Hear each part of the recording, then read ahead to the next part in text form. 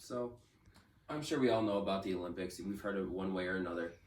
And I know it's not the most popular thing in the world. It's not one of the most popular sports because obviously there's basketball, baseball, football, tennis, all these other sports that I can just name off in this world.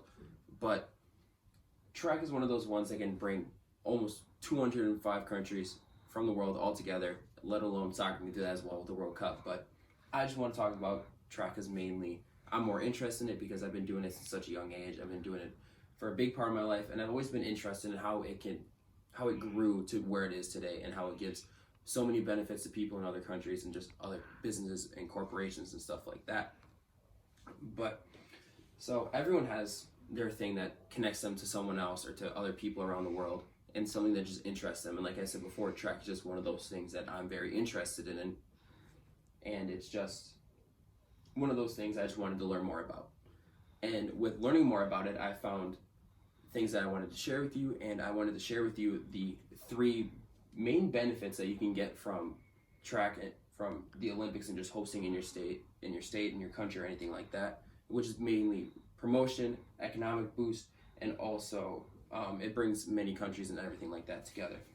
So with my first main point, we're going to talk about promotion. So with the promotions, mainly you can have either you are a sponsor, you're not a sponsor, and there's multiple other ways you can do with that. So a quick example is if you're not a sponsor, like Nike here, for example, all it just says is find your greatness. It just shows a kid running and he's trying to be great.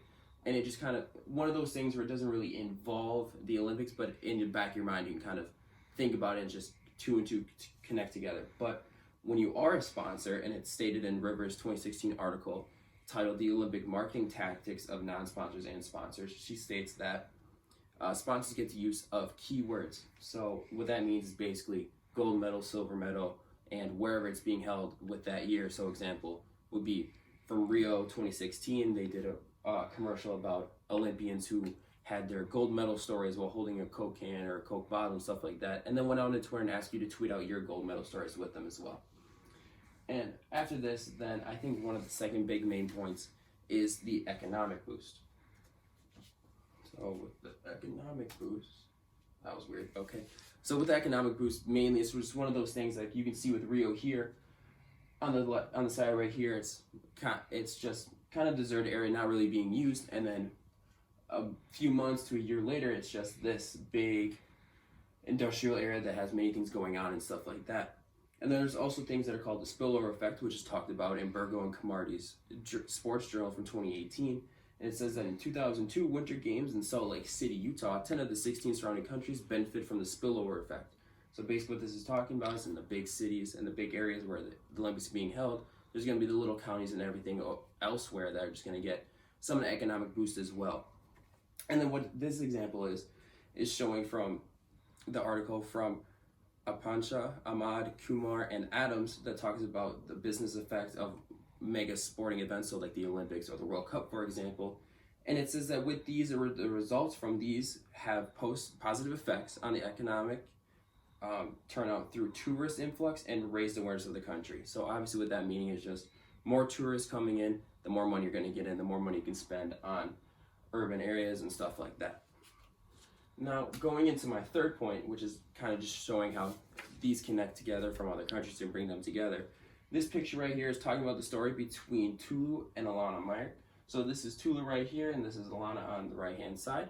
And basically, South Africa was banned since starting at 1964. They came back in 1992, and they were banned because of political reasons, basically between whites and blacks not being equal, stuff like that going on at that time, and they were just banned from the Olympics. But when they came back in 1992, Tulu and Alana were running the race together, and basically at the end, Tulu won, Alana came in second, but at the end of it, they connected hands and ran a victory lap together, showing a little symbol of hope that obviously that they're different, but they're still equal in many ways. And the other story that I would like to share with you is the Israel and Palestine basketball story. So basically, Israel and Palestine, they've been dealing with war and all this damage to their cities and everything like that since they were young. And what the national teams did was got all the kids together and brought them in to play basketball, and they just made friendships they never really thought would happen. And then whenever there's conflicts between any of the countries or anything like that, you'll hear about kids calling each other and just checking in to make sure they're okay. So basically, in conclusion that comes in, I just wanted to talk about the three main benefits, which were the economic boost, the promotion, and also just bringing the countries together and everything like that. So honestly, you can just think about it as in ways where you can find people in other countries to connect with, or other ways to connect with other people through things you love, as people did with track here. And I feel like there's more things like that need to be done, and there's just more things in this world that you can think of that really bring people together, whether it's track, whether it's people playing chess, whether it's people collecting basketball cards or anything like that. It's just, there's got to be things that people need to realize that just bring us all together, and I think there needs to be more of that in our world. So thanks for listening.